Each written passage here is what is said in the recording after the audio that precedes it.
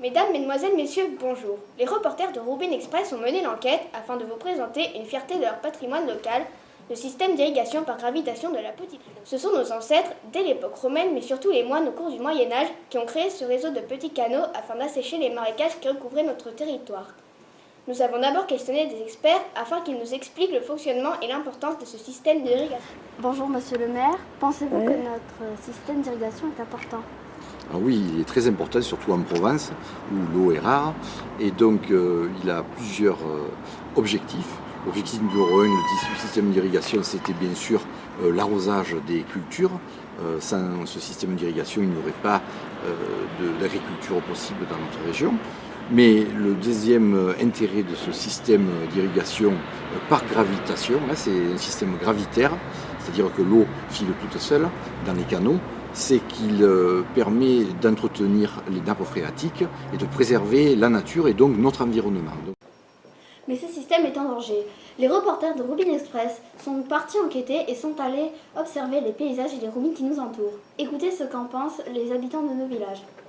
Le système est aujourd'hui en danger. Oui, tout à fait. À la pollution de ceux qui polluent. Ouais, on trouve qu'il y a beaucoup de pollution, effectivement. On trouve beaucoup de détritus dans les ruisseaux.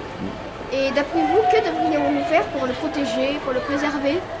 Peut-être éduquer justement vous êtes aux premières loges, vous expliquer que c'est important de ne pas jeter n'importe quoi n'importe où dans la nature, qui se retrouve dans les ruisseaux, qui se retrouve après la mer. Donc c'est vachement important.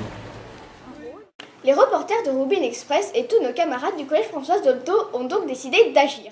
Ils ont mené une campagne d'information et de sensibilisation auprès des populations locales sous forme d'affiches, de publications sur le journal de la commune ou des sites web. Des élèves du club ont réalisé un jardin pédagogique dans l'établissement pour expliquer le fonctionnement et l'intérêt de ce système d'irrigation. À côté, nos correspondants de l'école de Namassa au Burkina Faso mènent le même projet de jardin pédagogique à plus de 4000 km afin de nous présenter à leur tour comment eux gèrent l'eau et leur culture dans ce milieu pré-sahélien.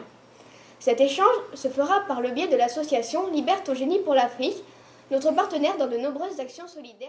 Notre eau de Saint-Andiol-à-Namassa prendra au mois de mai la forme d'un grand concours sportif, le Namassathon, auquel tous les élèves du collège de la 6e à la 3e vont participer en étant sponsorisés.